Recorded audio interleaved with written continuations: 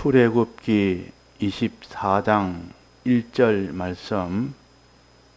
또 모세에게 이르시되 너는 아론과 나답과 아비후와 이스라엘 장로 70인과 함께 여호와에게로 올라와 멀리서 경배하고 너 모세만 여호와에게 가까이 나아오고 그들은 가까이 나오지 말며 백성은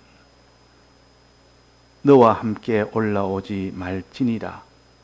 모세가 와서 여호와의 모든 말씀과 그 모든 율례를 백성에게 고하매 그들이 한 소리로 응답하여 가로되 여호와의 명하신 모든 말씀을 우리가 준행하리이다. 모세가 여호와의 모든 말씀을 기록하고 이른 아침에 일어나 산 아래 단을 샀고 이스라엘 12지파대로 12기둥을 세우고 이스라엘 자손의 청년들을 보내어 번제와 소로 화목제를 여호와께 드리게 하고 모세가 피를 취하여 반은 여러 양푼에 담고 반은 단에 뿌리고 언약서를 가져 백성에게 낭독하여 들리매 그들이 가로되 여호와의 모든 말씀을 우리가 준행하리이다. 모세가 그 피를 취하여 백성에게 뿌려 가로되 이는 여호와께서 이 모든 말씀에 대하여 너희와 세우신 언약의 피니라. 네.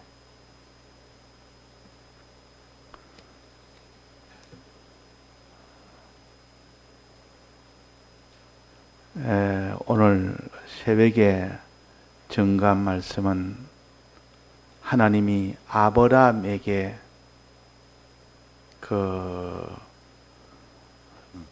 갈대아 우르에서 나올 때 계약을 하셨고 그 뒤에 하나님이 그 계약대로 아브라함이 가나안 땅에 가서 아직도 그 일이 이루어지지 아니했습니다. 약속을. 그래도 하나님 앞에 이렇게 또 기다리고 또 하나님이 또 약속을 다시 똑같은 약속을 또 반복해서 계속 많은 후손과 가나안 땅을 내가 주겠다고 그리고 너에게는 큰 창대한 그런 복의 근원이 되는 그 권세를 주겠다고 계속 그렇게 말씀을 하십니다. 그럴 때에 창세기 15장에 아브라함에게 이렇게 다시 또 내가 약속을 하니까 아브라함이 말하기로 뭐라고 했습니까? 무엇으로 내가 그것을 알리까 그랬습니다. 하나님이 주신다는 약속을 무엇으로 알겠습니까? 이 말은 믿는 아브라함에게 아브라함이 왜 하나님 앞에 그렇게 물었는가? 믿고 있는데 구태여 하나님이 무엇으로 내가 하나님이 주실 이 약속을 내가 알리까 믿겠습니까? 그랬단 말이에요. 그 말은 지금은 아브라함이 믿음이 있어서 하나님 믿음을 얻어보시고 약속을 하시는 것은 참 정당하고 나도 괜찮지만은 그러나 내 믿음이 변경이 되고 우리 후손의 내 후손의 이 후손들이 믿음이 다 변경되어 버리면 하나님의 약속을 받지 못하지 않습니까? 그것이 염려가 돼서 하나님 앞에 하나님이 주신다는 약속을 내가 어찌 알겠습니까? 도무지 내가 변경되면 하나님이 주신다는 약속은 내게는 아무 소용이 없는 일이 아닙니까? 염려가 돼서 하나님 앞에 그렇게 물었습니다. 물으니까 하나님이 아브라함에게 그 희생 짐승을 네가 드려라. 짐승을 잡아서 그 피를 흘려서 그 짐승을 태워 죽이라. 그것을 말씀했습니다. 그게 뭐냐? 우리 믿는 사람이 하나님의 약속을 바라보고 한 뜻대로 살면 하나님이 그 가나안 땅을 주고 거기는 많은 후손도 주고 또 거기에 권세를 다 줄 것이라고 했지만은 믿음이 떠나버리고 죄를 지어버리면 그것이 다 깨져버리고 없어지는데 그게 다 헛일 아니냐 그 말이야. 그래서 아브라함은 애굽에 내려갔다 온 이런 전력이 있지 않습니까?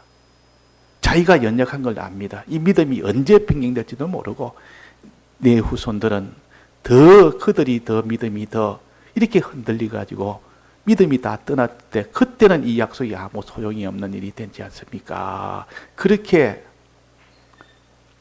아브라함이 하나님 앞에 그렇게 말을 할 때 하나님은 피로 짐승을 잡아서 피로서 그 일을 해결을 했습니다.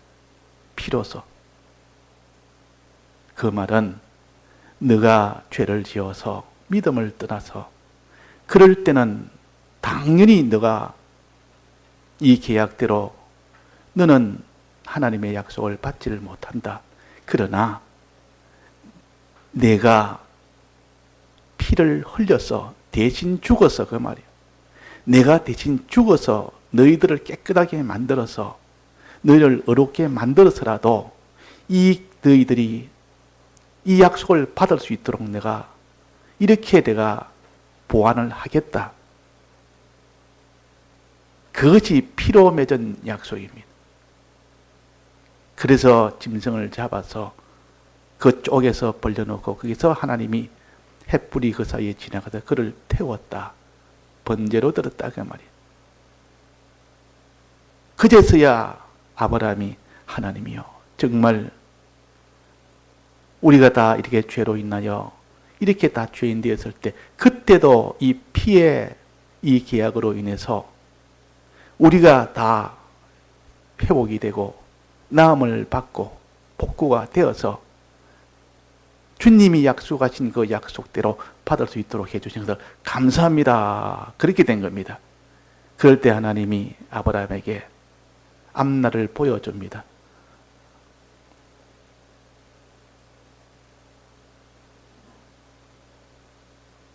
너 자손이 앞으로 애굽 땅으로 갈 것이다. 거기서 400년을 거기서 종살이 할 것이다. 많은 거기서 죄를 짓고 하나님을 떠나 살 것이다. 그러나 내가 그들을 버려두지 않고 내 피로 그들을 다 구출해서 다시 이 가나안 땅에 오게 해서 이 가나안 땅을 차지하도록 해줄 것이다. 그렇게 하신 겁니다. 그러니까 애굽 땅에 가서 죄악 중에 있을 그 후손들을 미리 하나님이 다 예언을 해서 아브라함에게 말했고, 그러나 걱정하지 말아라. 내 피로 인해서 그들을 다시 다 죄를 사해서 내 피의 능력으로 그들을 다 구출해내고 피의 능력으로 가나안 땅에 와서 가나안 땅을 차지하도록 하고 이 피의 능력으로 많은 후손을 가지게 하고 그게 너는 큰 이런 능력을 너는 권세를 가지게 할 것이다. 그렇게 했고 너는 이 땅에서 평안히 살다가 너는 죽으리라 그랬다가 그러니까 아브라함은 그제서야 만족을 했고 그제서야 평안을 누렸습니다. 그래서 계약은 1차 계약이 먼저 있었습니다. 아브라함이 갈대아우를 떠났을 때 그때 계약이 한 번 있었고 그 다음에 아브라함이 이렇게 어찌 알리까 했을 때 두 번째 짐승을 잡아서 피를 흘리는 두 번째 계약을 통해서 비로소 이 죄를 지을 수 있는 이 아브라함의 후손들 뿐만 아니라 아브라함도 거기서 이 언약을 통해서 하나님의 약속에 이 구원을 받을 수 있다는 것을 우리에게 알려주십니다. 오늘 이 말씀은 하나님이 아브라함에 약속한 대로 그 아브라함의 손자가 누굽니까? 야곱입니까? 아브라함의 아들은 이삭이고 그 손자는 야곱입니다. 또 그 정손자는 요셉이요. 요셉이 먼저 애굽 땅에 이런저런 일로 내려갔고, 그 다음에 그 요셉을 통해서 야곱이 그 모든 가족을 데리고 다 애굽 땅으로 가도록, 그때는 하나님이 흉년을 들게 해서, 그때는 하나님이 가도록 먼저 요셉을 보내서 하나님 뜻대로 그렇게 갔습니다. 그런데 그 세대가 다 죽고, 왕도 그 세대는 다 죽고, 몇 대 지나서 400년 동안, 그러니까 그럼 몇 왕이 바뀌다 보니까 왕도 다른 왕이 됐고, 밑에 있는 그 모든 후손들도 그 모든 선조들을 그들하고 완전히 다른 그런 후손들이 있었고, 그러니까 그때부터 이 후손들은 하나님을 떠나고 죄악을 짓고, 그 왕들은 박해를 하기 시작해서 거기서 다 죽게 됐을 때 하나님이 피의 능력으로, 양의 피로 구출함을 받도록 했어요. 나오도록 했단 말이에요. 만약에 양의 피에 이 능력이 없었다면 나올 수가 없습니다. 양의 피가 없으면 그들이 나올 수가 있습니까? 못 나오지 않습니까? 그래서 양의 피로 그 능력으로 애굽에서 나왔습니다. 나와서 이제는 광야를 지나 가나안 땅으로 향하여 갑니다. 광야를 지날 때 첫 머무는 경유지가 시내산이요.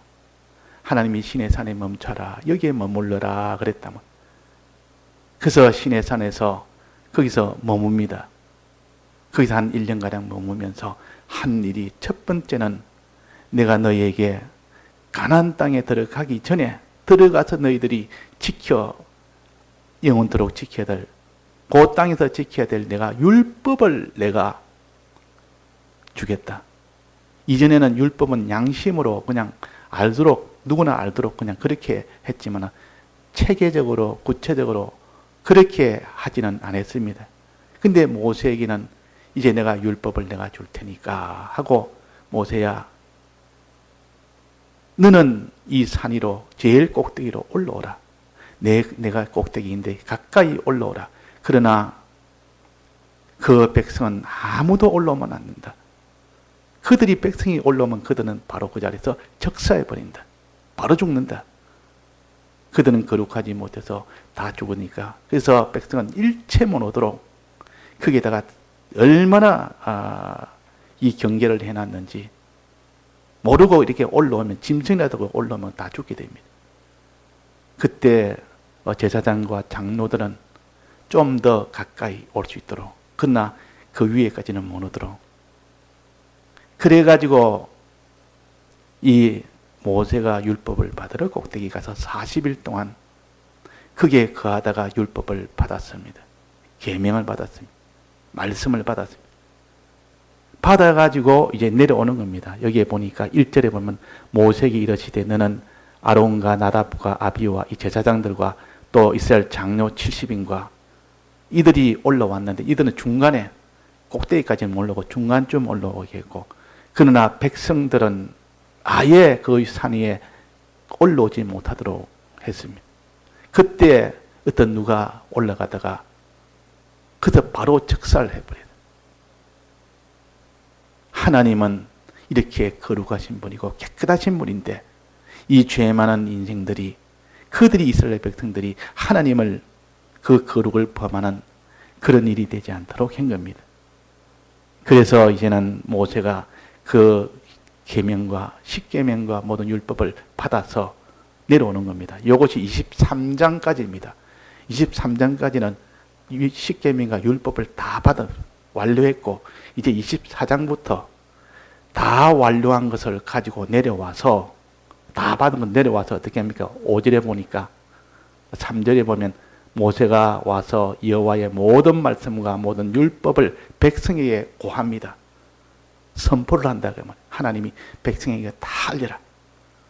내가 내게 준 이 율법과 이 모든 말씀과 계약을 백성에게 다 고했다, 선포했다, 낭독했다.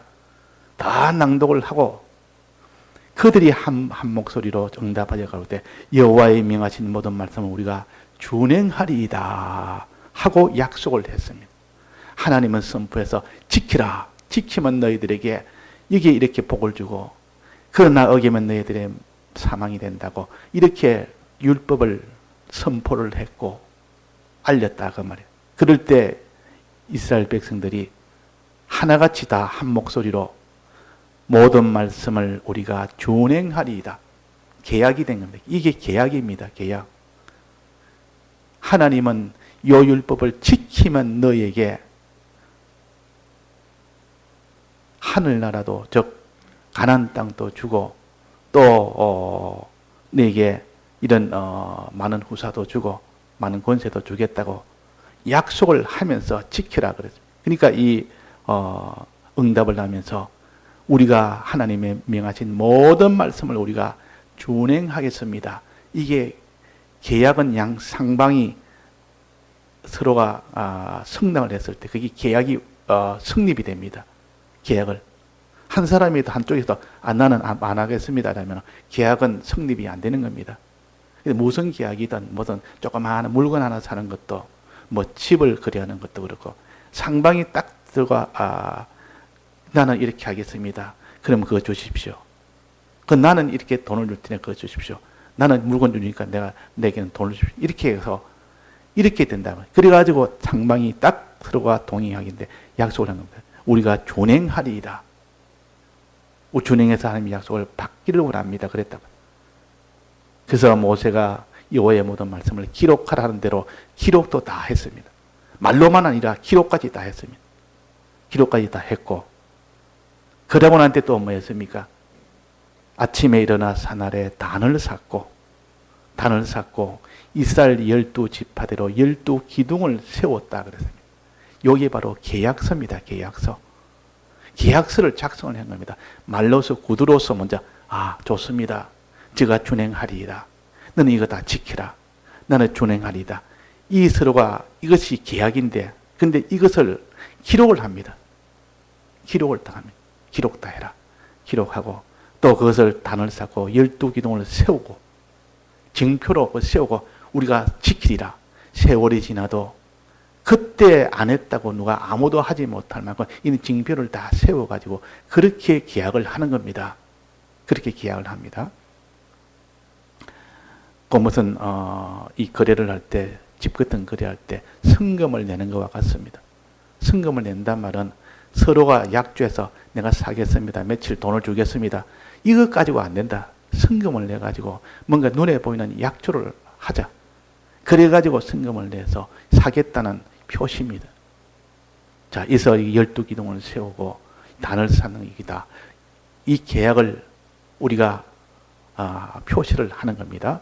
그 표시를 했습니다. 그러고 난 뒤에 5절 한번 봅시다.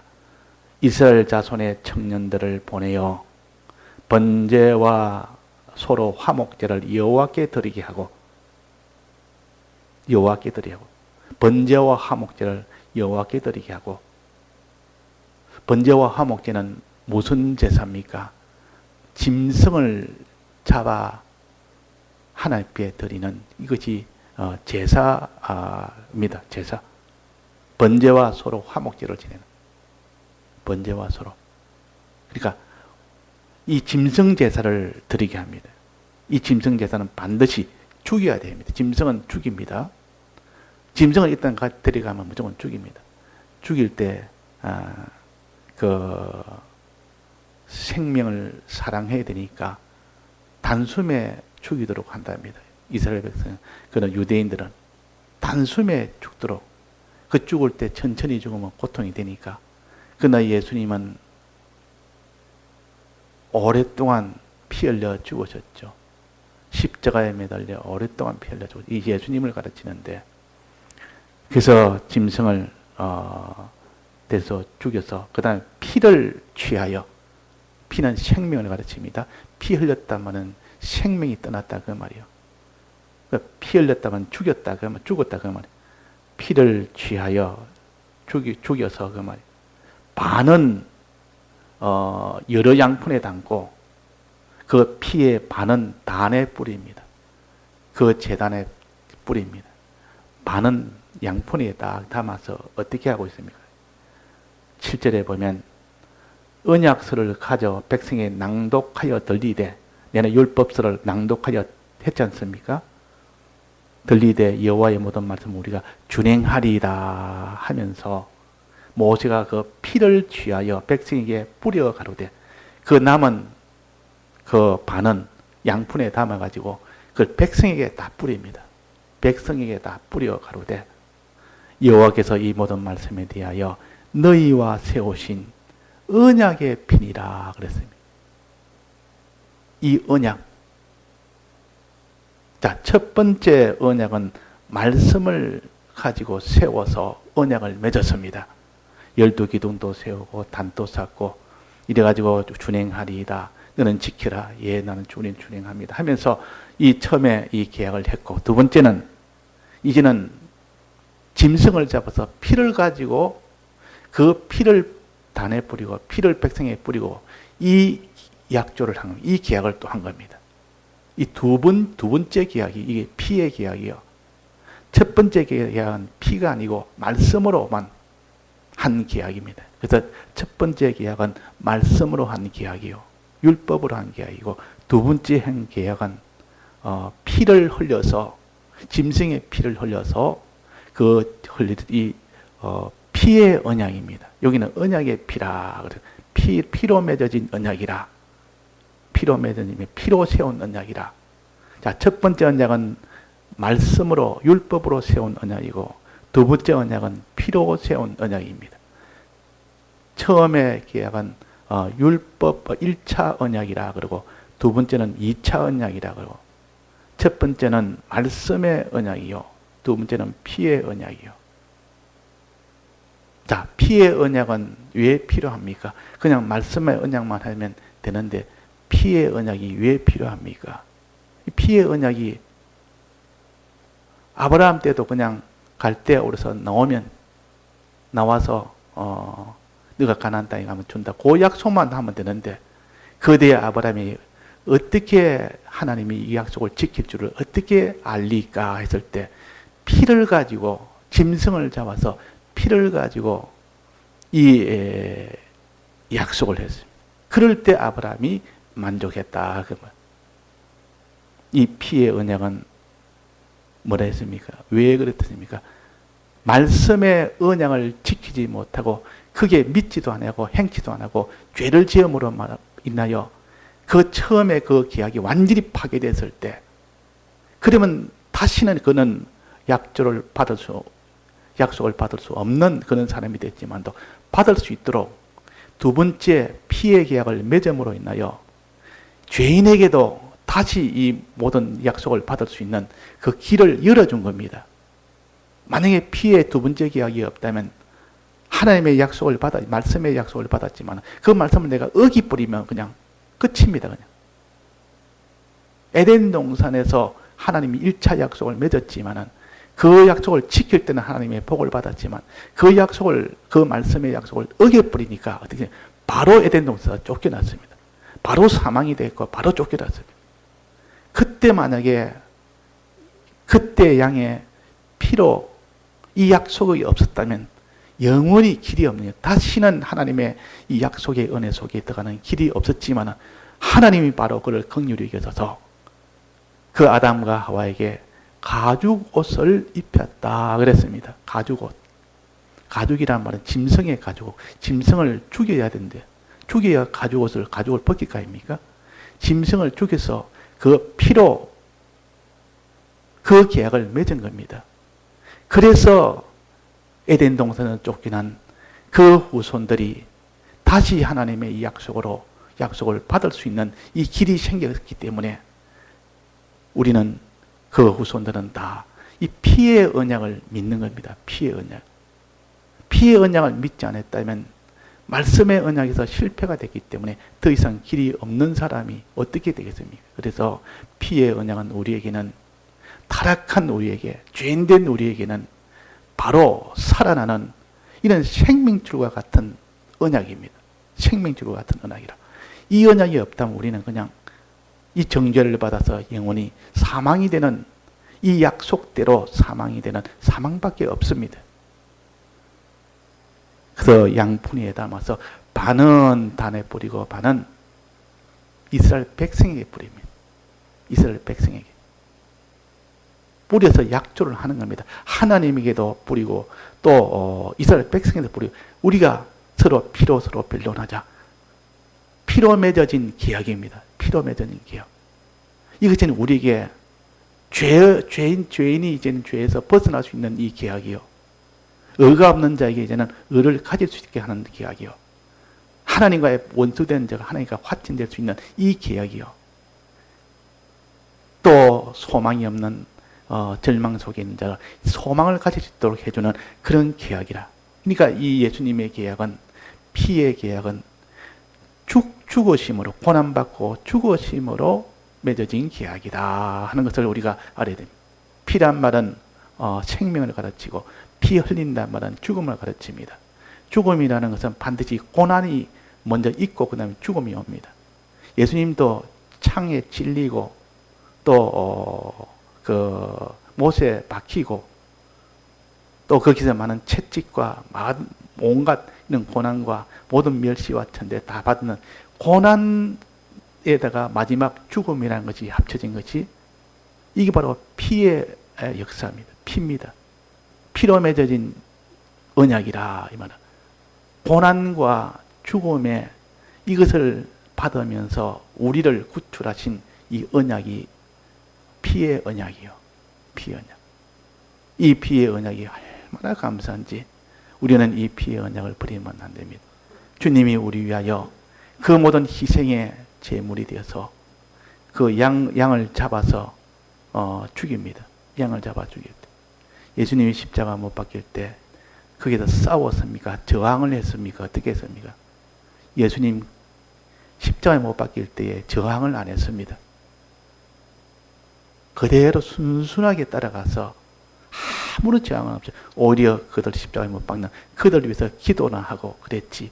그들에게 무슨 협박이나 무슨 이런 재앙이나 이런 저주나 그런 것이 아니고, 그래서 예수님을 가르쳐서 도살장에 끌려가는 양 같다 그랬습니다. 근데 다른 짐승과 좀 달리 양이나 염소나 소나 이런 것은 도살장에 들어가면 저항을 안 하는 겁니다. 자기가 도살장에 가서 죽어야 될 줄 알기 때문에 안 다르고 막 정하고 싸우고 버투고 막 이렇게 안 합니다. 그 다른 짐승을 보면 그러면 거기서 안 들어가려고 저항도 하고 막 그래서 발버둥 치고 이러는데 그 도살장에 온 양처럼 잠잠했다. 그 양은 그냥 도살장에 가면 그냥 자기가 죽어야 될 줄 알면서 그대로 그냥 잠잠하게 들어갑니다. 칼을 치려 하면 그냥 목을 내놓고 가만히 있는 겁니다. 자, 예수님도 우리 위하여 이렇게 고난을 받으시고 마지막 죽음을 받으시기까지 원하고 원해서 죽으셨습니다. 이게 바로 피로 맺어진 언약이라 그 말이에요.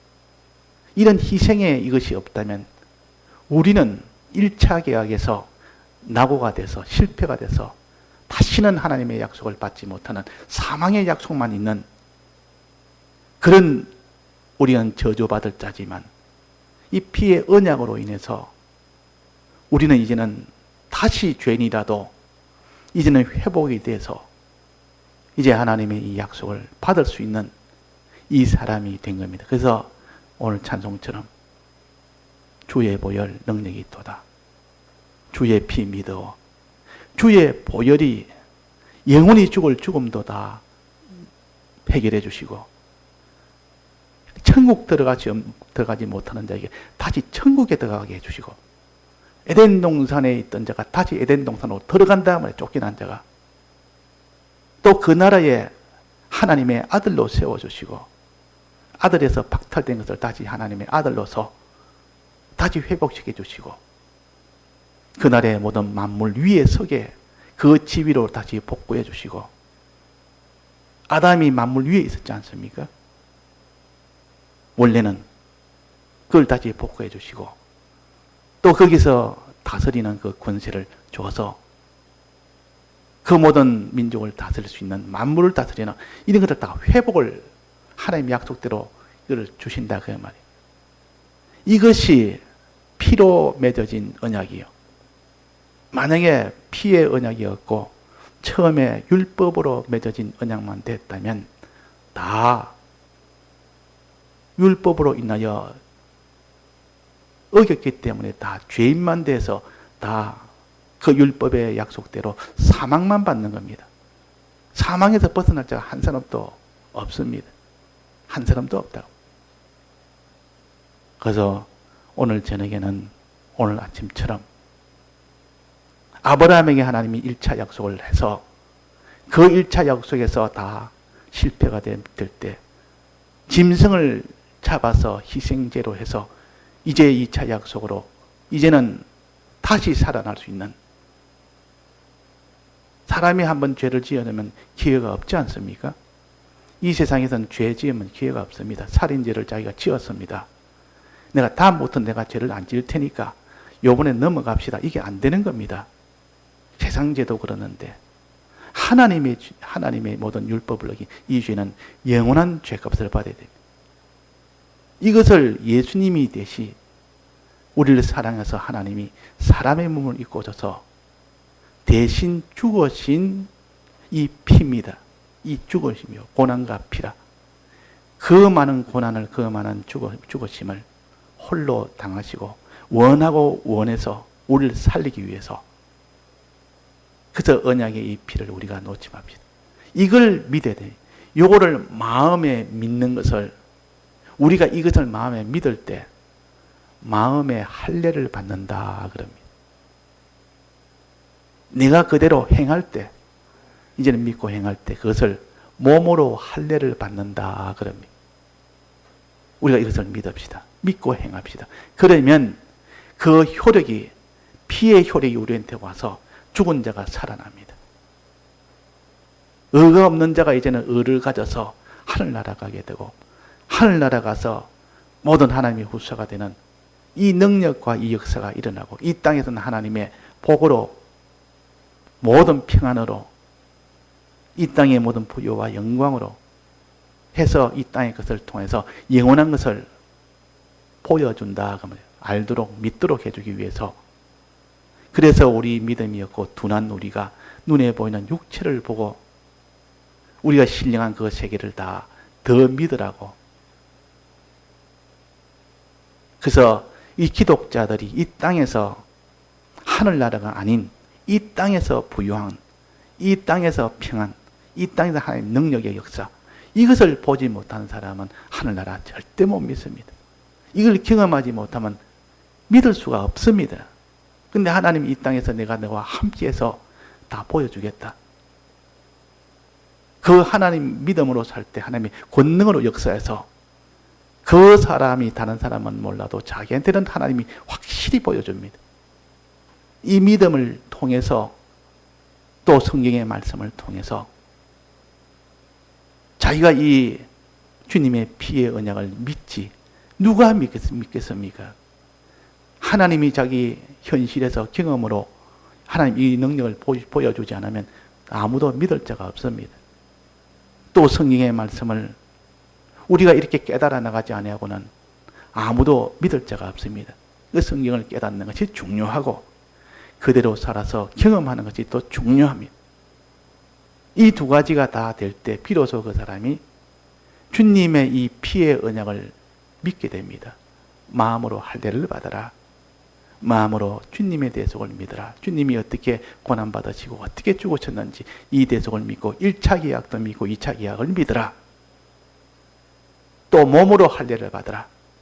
이 말은 너는 이렇게 믿었으니 이제는 내 몸으로 순종하는 이 생을 하되 너도 주님이 피 흘려 고난받은 것처럼 너도 고난받고 피 흘리는 이 순종을 하면 그것이 몸으로 할례를 받는 겁니다. 이렇게 할례를 받으면 하나님의 능력이 와서 너를 구출하고 너를 높여주고 너를 존귀케 하게 해준다. 그래서 항상 우리는 두 언약을 받았다. 하나는 말씀의 언약이요. 1차 언약. 두 번째는 피의 언약이요 2차 언약 피로 세운 언약이에요. 하나는 말씀으로 세운 언약이요. 둘 다 우리가 믿어야 됩니다. 둘 다 행해야 됩니다. 그럴 때 우리에게 능력으로 함께 하시고 구원으로 함께 하시고 영생으로 함께 하십니다. 다 같이 통성으로 기도하시다가 자유하시겠습니다.